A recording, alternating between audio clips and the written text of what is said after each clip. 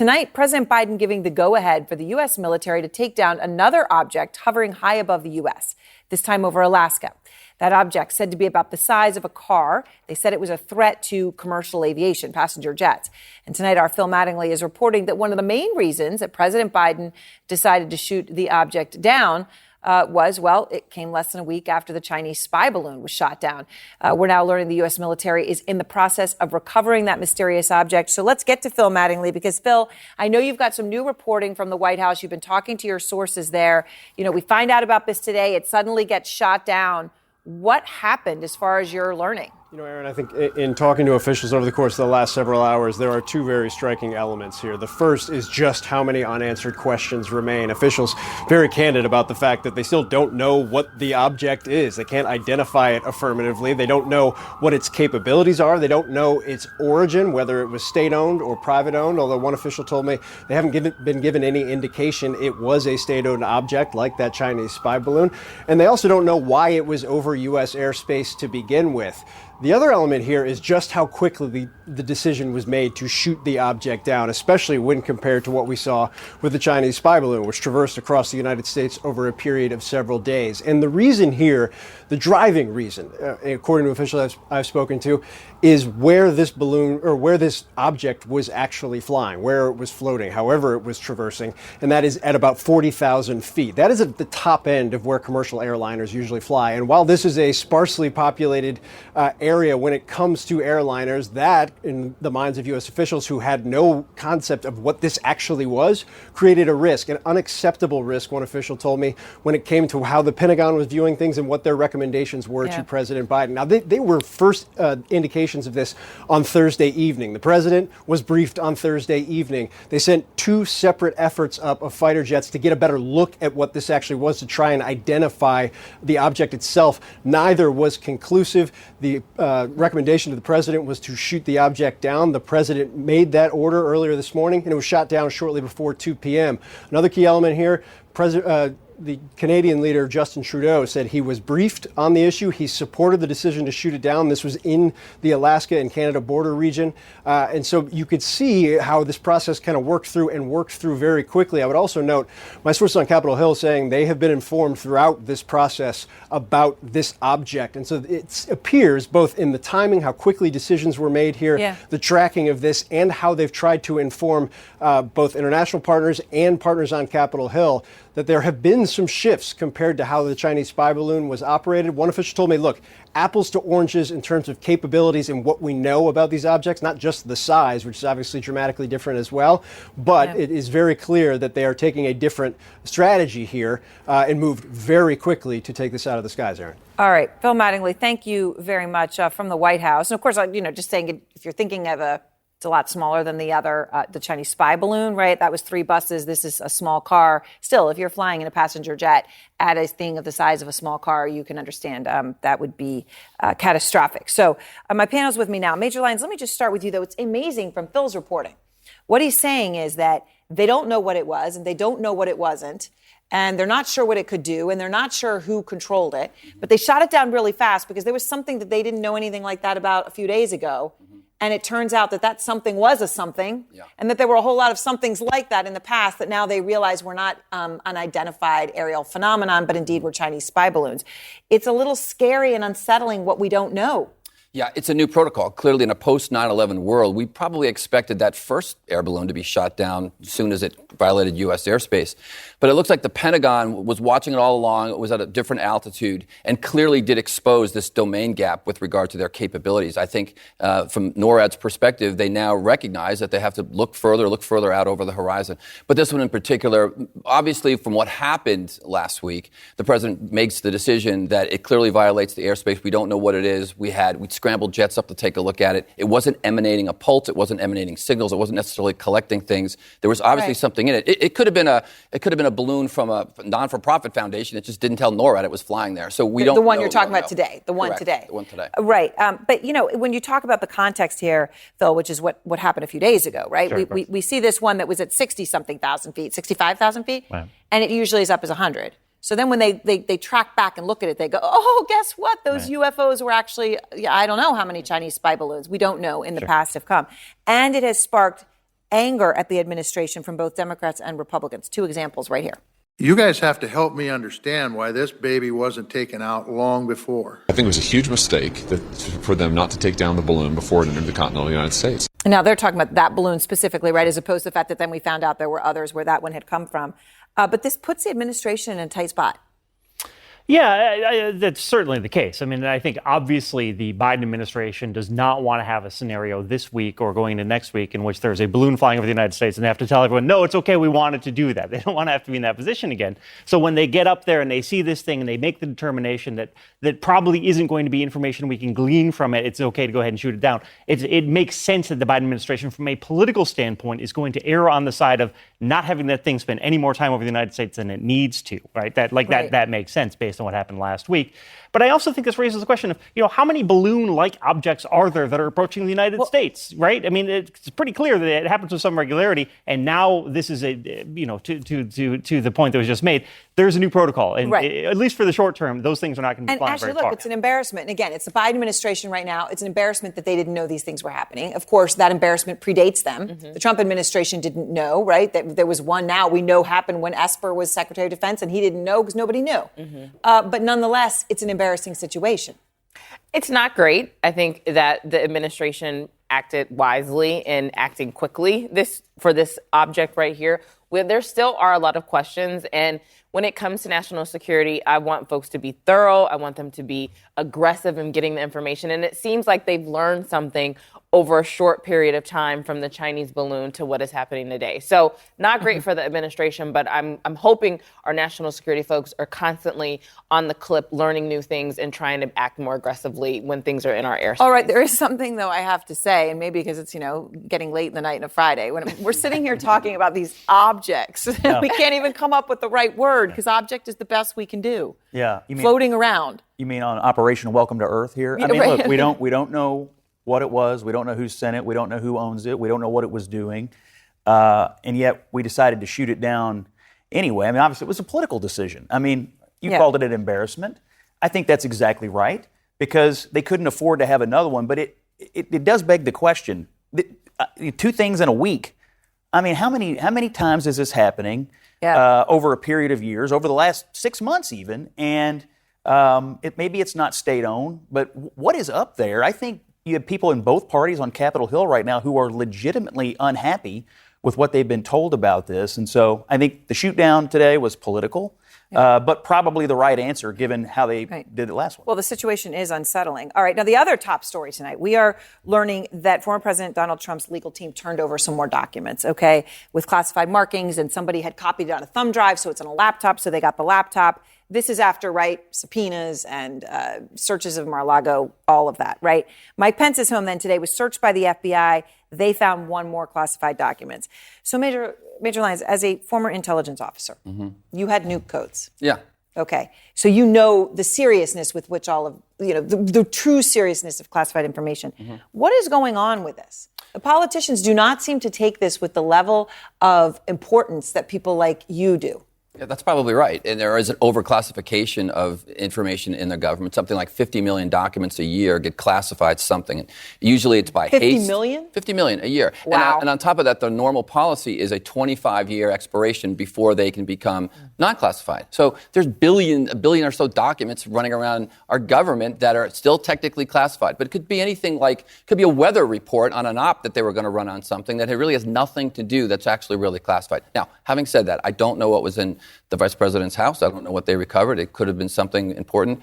But the bottom line is there is an issue of overclassification. Everybody knows it is a problem in the government. But there's got to clearly be more awareness on all sides of the account in order to... We have a 20th century classification system in the 21st century, right? We have emails, voicemails, texts, all kinds of digital dust out there. Not a lot of focus on privacy, and I think that's where the shift's got to be. Amazing. A billion, right? And you say this as someone who would have known the nuclear codes, right? You take it with the level of seriousness that it should be. But Scott, apples to apples, Pence has cooperated, hasn't willfully taken documents. That would be similar to what we know Biden, his situation thus far in both of those. Biden has a special counsel.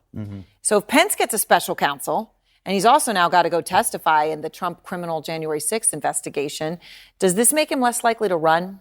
No, I don't. I think he's going to run for president. No matter what. Yeah, and look, I don't think we have any indication that Mike Pence has done anything dishonest on either count. I mean, No, we don't. We don't. That's what I'm saying. You Yeah. raised the January 6th investigation, which he was subpoenaed for yesterday, apparently. I mean, what do we know about Mike Pence? He did his duty on January the 6th by upholding the U.S. Constitution. I don't have any reason to believe he's acted in any other way in any matter other than having fidelity to the Constitution. So whatever happens to him, A, I think he's been honest, and B, he's earned a right to run.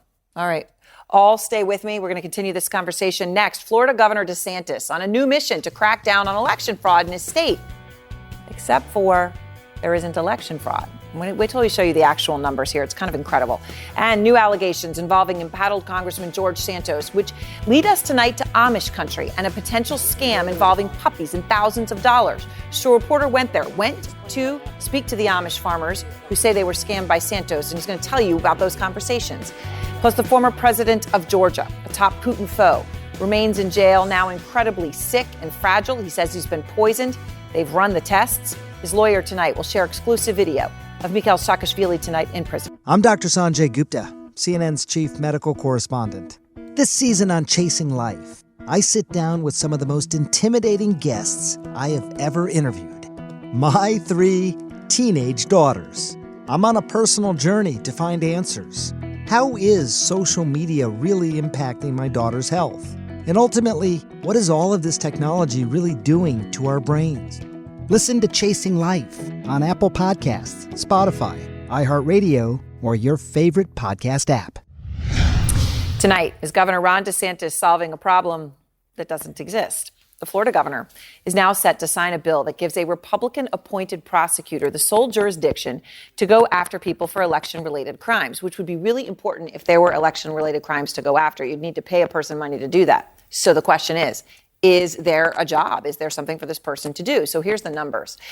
In Florida, 262 fraud complaints were filed from the more than 11 million votes cast in Florida in 2020, which makes up, we'll do the math for you, 0.0024% of the total vote. Now, of those complaints, 75 of them will refer to law enforcement. So that gets you down to 0.0007% of the total vote. And ultimately, that led to 20 arrests. Let me get my glasses on. Can you read this? 0.0002% of the total vote.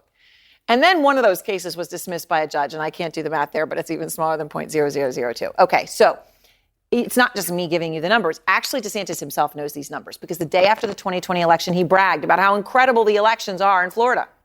The way Florida did it, I think, inspires confidence. I think that's how elections should be run.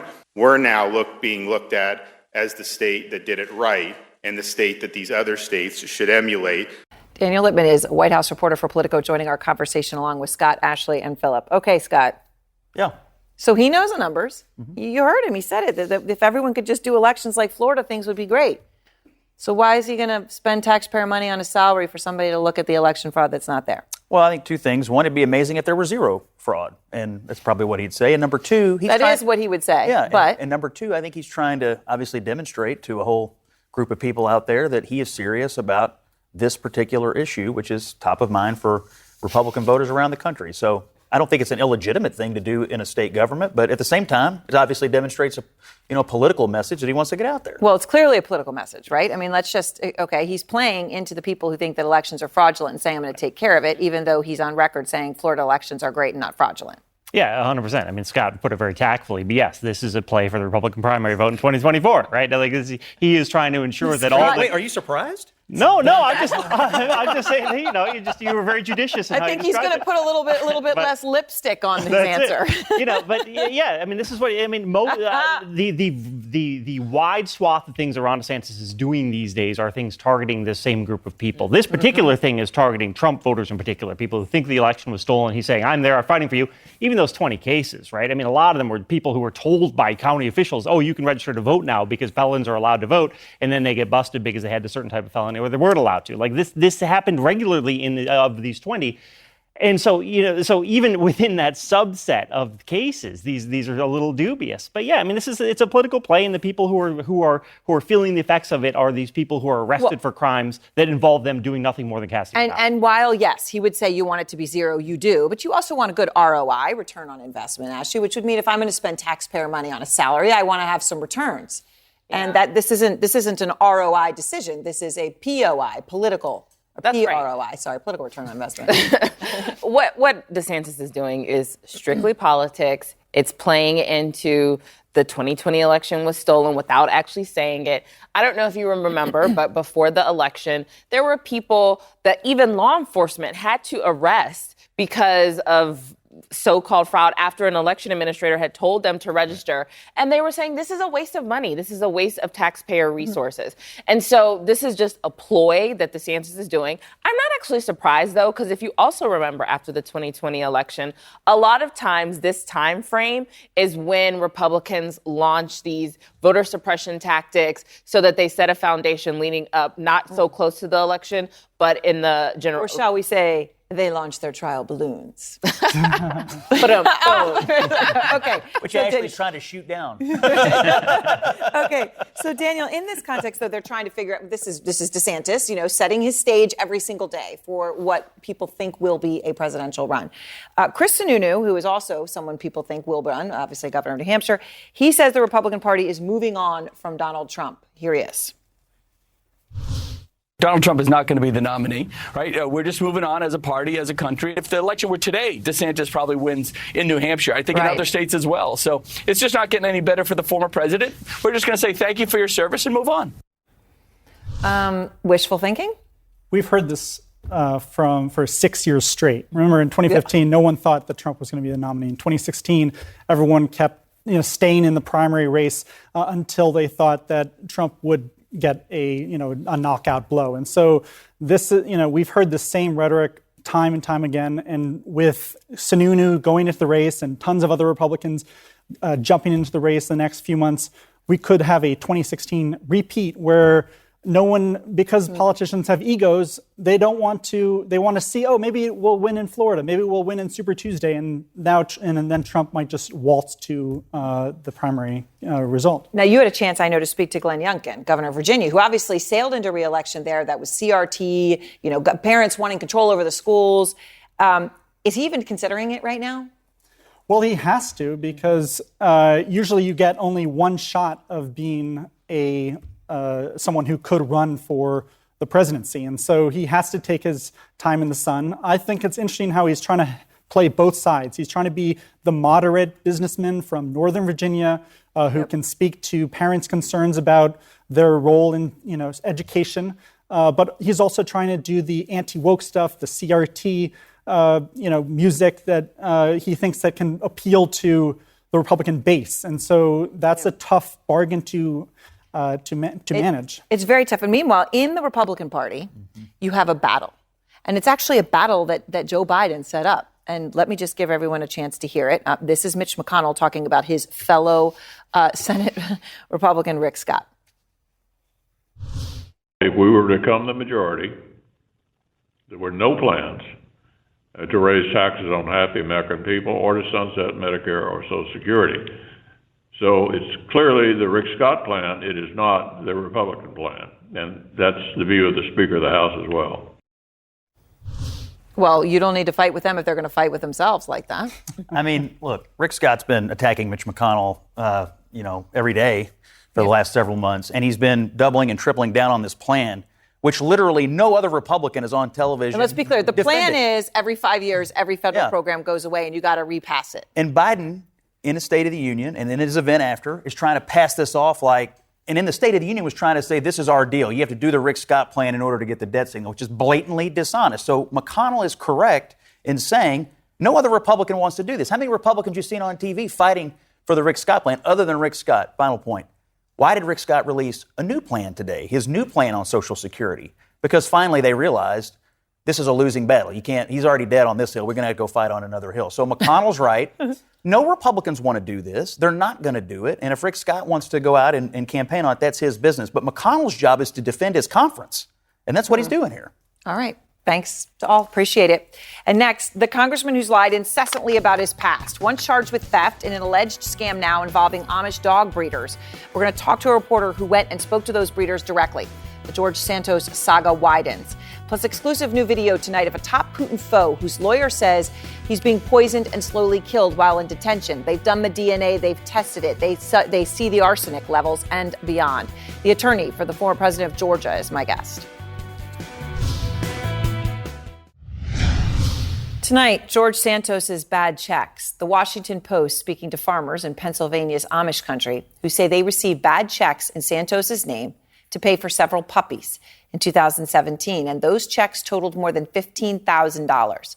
The Post spoke with several breeders who say they handed over to Santos 4 golden retrievers, at least 3 Yorkshire Terriers, 2 German Shepherds, and an English cream golden retriever.